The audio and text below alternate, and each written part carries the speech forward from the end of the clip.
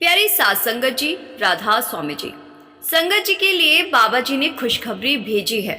इस खबर के बाद हम इसी वीडियो में आपके साथ बाबा जी और संगत के बीच विदेश में हुए सवाल जवाब भी शेयर करेंगे जी। संगत जी, 2.5 महीने होने को है और बाबा जी के दर्शनों को संगत तरस रही है, लेकिन अब बहुत जल्दी संगत की ये ख्वाहिश पूरी होने वाली है जी।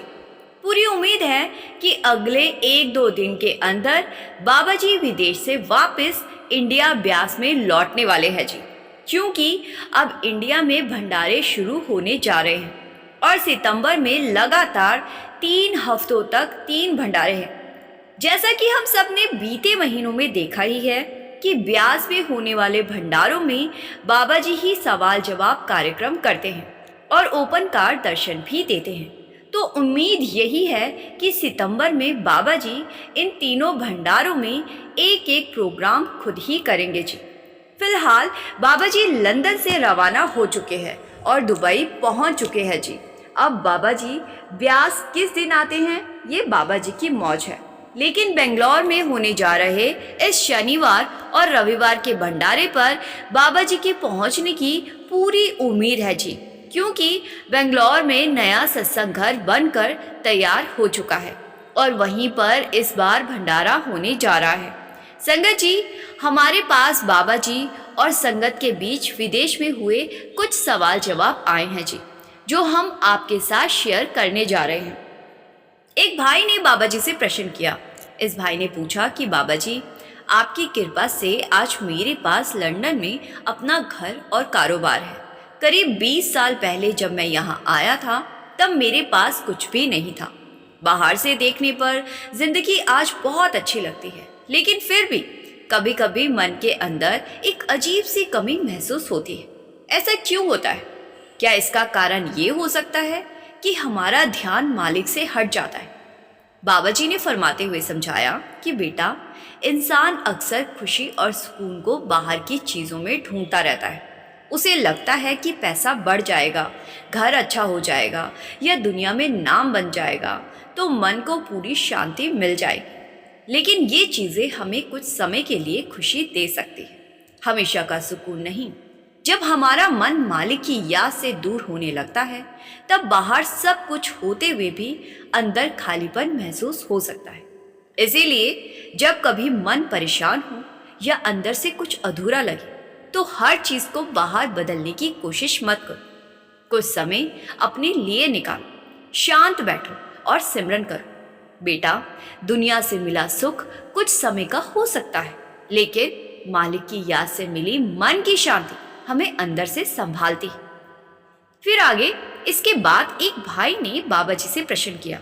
इस भाई ने पूछा कि बाबा जी, मैं यहाँ एक ऐसी फैक्ट्री में नौकरी करता हूँ जहाँ शराब तैयार की जाती है। मेरा काम सिर्फ वहाँ आने वाली पेटियों को गिनना और उन्हें गोदाम में तरीके से रखवाना होता है। मैं कोई शराब बनाने या बेचने का काम नहीं करता। क्या ऐसी जगह काम करने से भी मेरे कर्म बनेंगे? बाबा जी ने फरमाते हुए समझाया कि बेटा, अगर तुम खुद कोई गलत काम नहीं कर रहे हो और तुम्हारी जिम्मेदारी केवल अपनी नौकरी का काम ईमानदारी से करना है, तो केवल उस जगह पर नौकरी करने से तुम्हारे कर्म नहीं बन जाते। लेकिन एक बात का ध्यान रखना चाहिए, इंसान जिस वातावरण में लंबे समय तक रहता है उसका असर उसके मन पर जरूर पड़ता है। इसीलिए अगर भविष्य में तुम्हें कोई ऐसी नौकरी मिल जाए जहां वातावरण बेहतर हो और तुम्हारा मन भी ज्यादा सुरक्षित रहे तो उस अवसर को अपनाना अच्छा होगा। अपनी मौजूदा नौकरी में भी ईमानदारी से काम करो और साथ साथ अपने मन को सत्संग, सिमरन और अच्छे विचारों से जोड़े रखो। हम जिस माहौल में रहते हैं उसका असर जरूर पड़ता है। इसलिए बेटा, बाहर के माहौल के साथ अपने अंदर का माहौल भी साफ रखना जरूरी है। फिर आगे एक भाई ने बाबा जी से प्रश्न किया।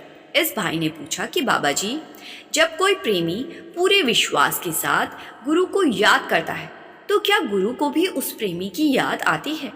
हम तो अपनी परेशानी, खुशी या किसी भी हालात में आपको याद कर लेते, लेकिन गुरु और शिष्य के बीच जो ये प्रेम है उसे हम किस तरह समझें? बाबा जी ने फरमाते हुए समझाते हुए कहा कि बेटा, गुरु और शिष्य का रिश्ता दुनिया के बाकी रिश्तों जैसा नहीं होता।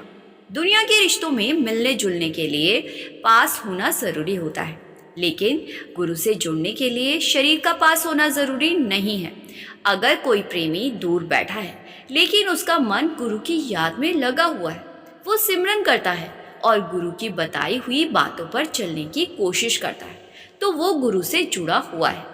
तुम ये मत सोचो कि गुरु केवल उसी समय साथ है जब तुम उसके सामने बैठे हो। गुरु का असली संबंध उस शब्द से है जिसे प्रेमी अपने अंदर सुनने और महसूस करने की कोशिश करता है।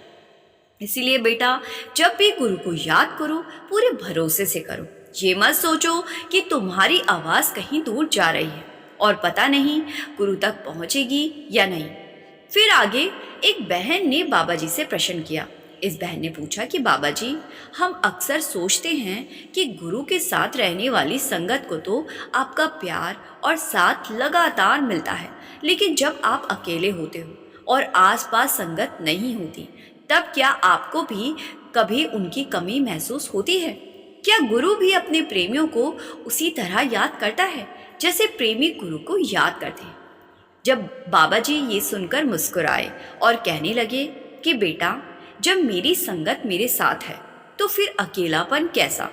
गुरु और शिष्य का रिश्ता केवल साथ बैठने या पास रहने से नहीं चलता।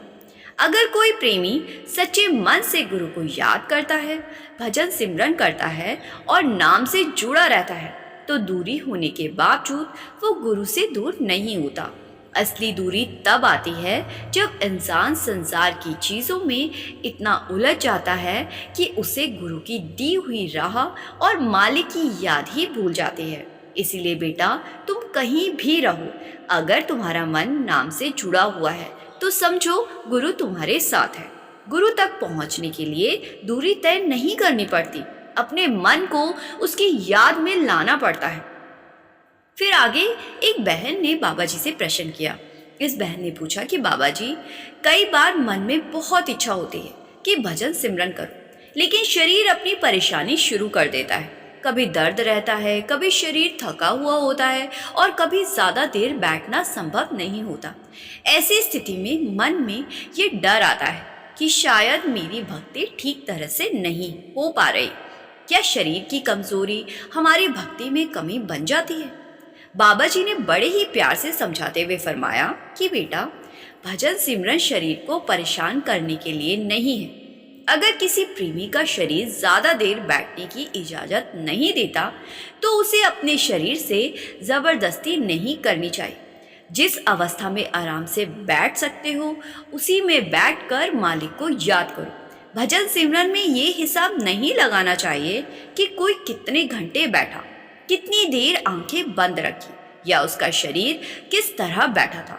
सबसे ज़रूरी चीज़ मन की सच्चाई है।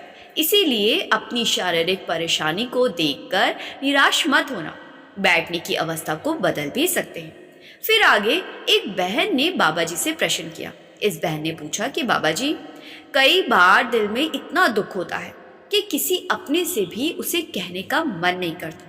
कुछ बातें ऐसी होती है जिन्हें इंसान बोल नहीं पाता, लेकिन अंदर ही अंदर बहुत कुछ महसूस करता है। अगर हम अपनी बात गुरु के सामने शब्दों में ना भी रख पाएं, तो क्या गुरु हमारे मन की उस हालत को समझते हैं? बाबा जी ने फरमाते हुए समझाया कि बेटा, क्या हर बात बताने के लिए शब्द ज़रूरी होते हैं? एक छोटा बच्चा जो बोल भी नहीं पाता, उसकी माँ उसको देखकर ही समझ जाती है कि उसको क्या चाहिए। उसी तरह गुरु के सामने अपने मन की हर बात बोलना ज़रूरी नहीं। तुम्हारे शब्द कम पढ़ सकते हैं, लेकिन तुम्हारे भाव मालिक से छिपे नहीं रहते। अगर तुम्हारे मन में कोई दर्द है, कोई चिंता है या कोई ऐसी बात है जिसे तुम किसी इंसान को नहीं बता सकते, तो उसे लेकर मालिक के सामने बैठ जाओ। उसे सब बताने की ज़रूरत नहीं, अपने मन को उसके चरणों में रख दो। लेकिन एक बात का ध्यान रखना चाहिए, मालिक को केवल अपनी इच्छाएं पूरी करवाने के लिए याद करना प्रेम नहीं है। असली प्रेम तब होता है जब हम अपनी इच्छा के साथ साथ अपनी चिंता भी उसके भरोसे पर छोड़ना सीखते हैं। फिर आगे एक भाई ने अपनी परेशानी बताते हुए बाबा जी से प्रश्न किया। उससे पूछा कि बाबा जी, कभी कभी जिंदगी इतनी उलझ जाती है कि मन करता है सब कुछ छोड़कर किसी शांत जगह चले जाए। लगता है कि अगर शहर काम और रोज की भाग दौड़ से दूर हो जाए तो शायद दिमाग भी शांत हो जाएगा। क्या इंसान अपनी जगह बदलकर अपने मन की परेशानी खत्म कर सकता है? बाबा जी ने फरमाते हुए समझाया कि बेटा, अगर केवल जगह बदलने से मन शांत हो जाता तो दुनिया में कोई परेशान इंसान बचता ही नहीं। चिंता जगह में नहीं, हमारे मन में होती है। तुम शहर में परेशान हो तो पहाड़ों पर चले जाओ, लेकिन अगर अंदर वही डर, वही चिंता और सोच चलती रहे तो वहां भी मन चैन नहीं लेने देगा। इसलिए बेटा, बाहर की जगह बदलने से पहले अंदर की स्थिति को समझना जरूरी है। हम छोटी छोटी बातों को बार बार सोचते रहते हैं। एक घटना खत्म हो जाती है, लेकिन हम उसे अपने दिमाग में बार बार दोहराते रहते हैं। इसी से परेशानी और बढ़ने लगती है। सिमरन मन को वर्तमान में वापस लाने का रास्ता है। जब मन धीरे धीरे मालिक की याद में टिकना सीखता है तो परेशानियां खत्म भले ना हो, लेकिन उन्हें देखने का हमारा नजरिया जरूर बदलने लगता है। इसीलिए बेटा, हर बार समाधान किसी नई जगह पे मत ढूंढो। पहले अपने मन को संभालना सीखो। सुकून किसी शहर, किसी कमरे या पहाड़ में नहीं छिपा है। सुकून उस मन में आता है जो मालिक के भरोसे रहना सीख जाता है। फिर आगे एक भाई ने बाबा जी से प्रश्न किया। इस भाई ने पूछा कि बाबा जी, अगर इंसान के जीवन में जो कुछ होना है वो उसके पुराने कर्मों के अनुसार ही होना है, तो फिर हमें मेहनत करने और सही फैसले लेने की जरूरत क्यों है? कई बार मन में आता है कि जब सब पहले से तय है तो इंसान आखिर अपने दम पर बदल ही क्या सकता है। बाबा जी ने फरमाते हुए समझाते हुए कहा कि बेटा, कर्मों का मतलब ये नहीं है कि इंसान को अपने हाथ पैर रोककर बैठ जाना चाहिए। जीवन में कुछ परिस्थितियां हमारे सामने जरूर आती, लेकिन उन परिस्थितियों के साथ हमारा व्यवहार कैसा होगा, इसमें हमारी समझ और सोच की बहुत बड़ी भूमिका है। मान लो किसी रास्ते पर चलते हुए तुम्हें अचानक रास्ता बदलना पड़े। उस जगह तक पहुंचना तुम्हारे पिछले कर्मों का परिणाम हो सकता है, लेकिन आगे किस दिशा में जाना है ये फैसला तुम कर सकते हो। इसीलिए मुश्किल समय में आने पर तुरंत घबरा कर कोई फैसला नहीं लेना चाहिए। गुस्से में लिया गया फैसला कई बार छोटी परेशानी को और बड़ा बना देता है। मालिक ने हमें सोचने समझने की शक्ति दी, उसका इस्तेमाल करना भी हमारी जिम्मेदारी है। इसीलिए बेटा, मेहनत करते रहो, सही रास्ता चुनो और अपने कर्म ईमानदारी से करते रहो। कर्म हमारे सामने परिस्थितियां ला सकते हैं, लेकिन उस परिस्थिति में हमारा आचरण कैसा होगा ये हमारे हाथ में। फिर आगे एक बहन ने अपनी तकलीफ बताते हुए बाबा जी से प्रश्न किया। इस बहन ने पूछा कि बाबा जी, मेरे घुटनों में अक्सर दर्द रहता है। जब मैं भजन सिमरन के लिए बैठती हूँ तो थोड़ी देर बाद इतनी परेशानी होने लगती है कि ध्यान लगाना मुश्किल हो जाता है। फिर मन में अपराध जैसा महसूस होता है कि शायद मैं ठीक से भक्ति नहीं कर पा रही। ऐसे हालात में मुझे क्या करना चाहिए? बाबा जी ने फरमाते हुए समझाया कि बेटा, मालिक ने भक्ति इसीलिए नहीं दी कि इंसान अपने शरीर को तकलीफ देता रहे। अगर किसी खास तरीके से बैठने में दर्द होता है तो बैठने का तरीका बदल लो। शरीर को जिस पोजीशन में आराम मिले उसी तरह बैठकर भजन सिमरन करो। और अगर लंबे समय तक बैठना संभव नहीं है तो थोड़े थोड़े समय के लिए बैठो। ये मत सोचो कि भक्ति तभी होगी जब शरीर बिल्कुल सही स्थिति में हो। शरीर की अपनी सीमाएं होती हैं, लेकिन मन की लगन को बनाए रखना हमारे हाथ में। मालिक तुम्हारे शरीर की मजबूरी नहीं गिनता, वो ये देखता है कि उस मजबूरी के बावजूद तुम्हारा मन किस तरफ लगा हुआ है। इसके बाद एक भाई ने बाबा जी से प्रश्न किया।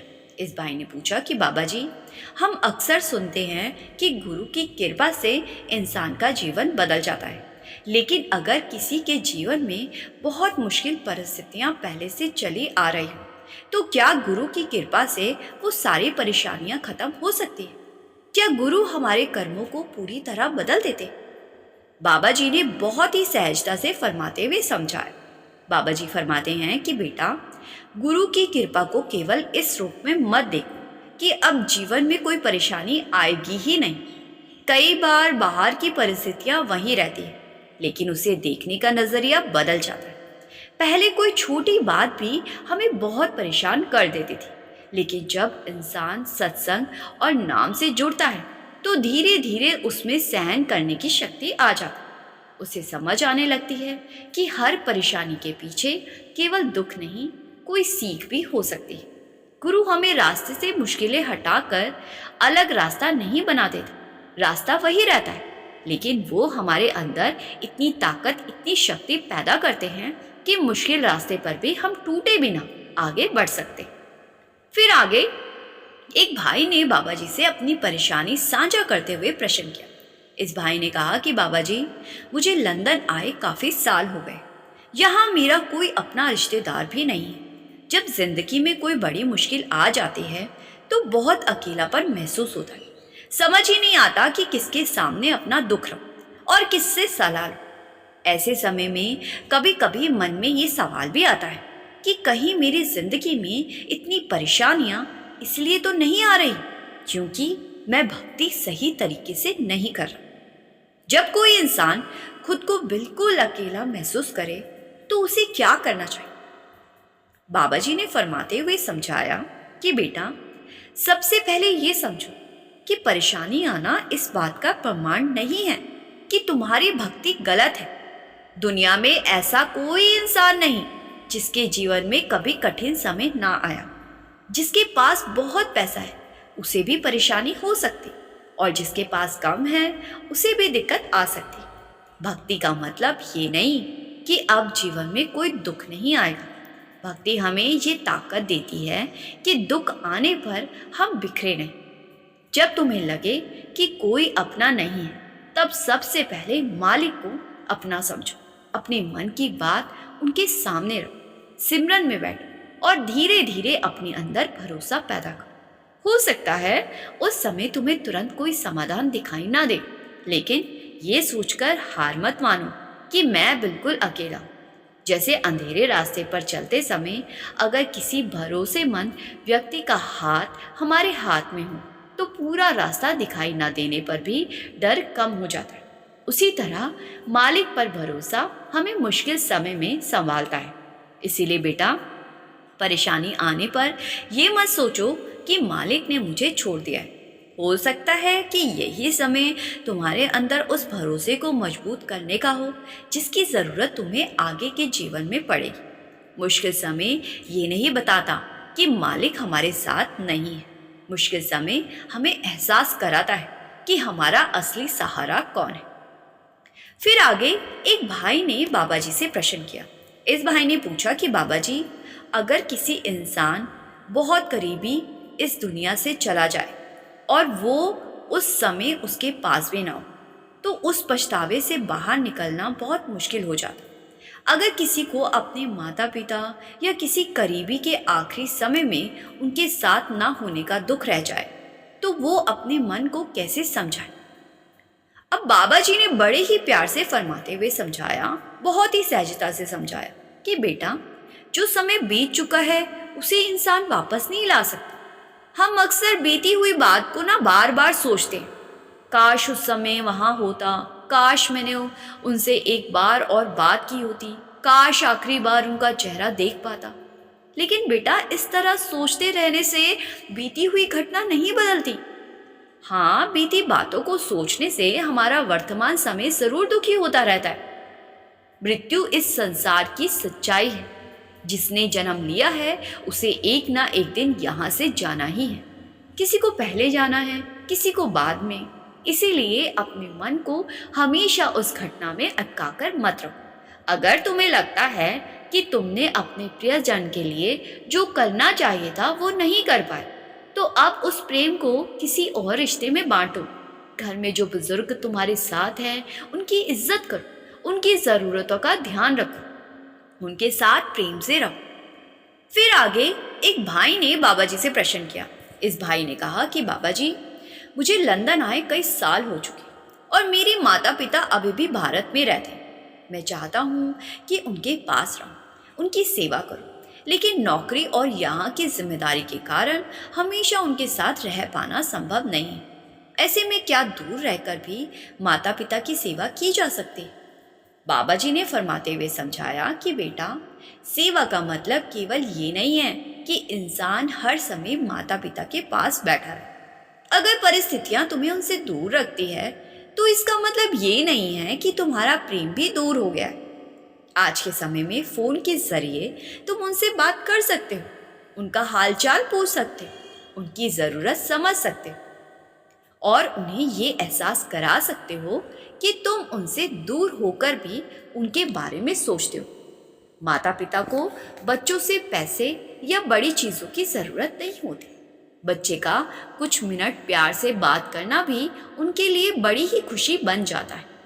अपने जीवन को ईमानदारी से आगे बढ़ाना भी माता पिता के लिए गर्व की बात होती है। अगर उनका बेटा दूर रहकर भी मेहनत कर रहा है, अच्छा जीवन जी रहा है और अच्छे संस्कारों के साथ आगे बढ़ रहा है, तो उन्हें उनसे भी संतोष मिलता है। इसलिए बेटा, खुद को सिर्फ इसीलिए दोषी मत मानो कि तुम उनके पास नहीं रह रहे हो। फिर आगे एक बहन ने बाबा जी से प्रश्न किया। इस बहन ने कहा कि बाबा जी, शादी के बाद जिंदगी पहले जैसी नहीं रहती। घर की जिम्मेदारियां, बच्चों की चिंता, पति पत्नी के काम और रोजमर्रा की भागदौड़, इन सब के बीच कई बार लगता है कि भजन सिमरन पीछे छूट गया है। मन चाहता तो बहुत है, लेकिन समय ही नहीं मिल पाता। ऐसे में गृहस्थी और भक्ति दोनों को साथ कैसे चलाएं? बाबा जी ने बड़े ही ध्यान से ये बात सुनी और फिर फरमाया कि बेटा, गृहस्थ जीवन कोई ऐसी चीज नहीं है जिसे छोड़कर ही भक्ति की जा सके। परिवार की जिम्मेदारी भी निभानी है और मालिक को भी याद रखना है। दोनों को एक दूसरे का दुश्मन मत समझो। बात समय की कमी की नहीं है, बात प्राथमिकता की है। जिस चीज को हम जीवन में सबसे जरूरी मानते हैं, उसके लिए हम किसी न किसी तरह समय निकाल लेते हैं। अगर पूरा दिन व्यस्त रहता है तो थोड़े समय से शुरुआत करो। सुबह उठकर कुछ समय निकालो, रात को सोने से पहले मालिक को याद करो और दिन भर के कामों के बीच भी मन को बार बार नाम की तरफ मोड़ने की कोशिश करो। परिवार की जिम्मेदारियां निभाते हुए ईमानदारी रखना, किसी का दिल ना दुखाना, अपने व्यवहार में नम्रता रखना, ये सब भी आध्यात्मिक जीवन का हिस्सा है। इसलिए बेटा, ये सोचकर निराश मत हो कि गृहस्थी में आने के बाद भक्ति मुश्किल हो गई है। गृहस्थ जीवन और आध्यात्मिक जीवन में संतुलन बनाने की जरूरत है। संगत जी, ये थे वो सवाल जवाब जो विदेश में संगत ने बाबा जी से पूछे थे जी, और बाबा जी ने कितने प्रेम से एक एक सवाल का जवाब दिया। संगत जी, मेरी आपसे हाथ जोड़कर एक ही विनती है जी कि कमेंट में एक प्यार भरा राधा स्वामी जरूर लिखिए जी, और संगत के अपने इस चैनल रूहानी सफ़र को सब्सक्राइब कर इस चैनल का एक हिस्सा ज़रूर बनिए जी। गुरु प्यारी साथ संगत जी, राधा स्वामी।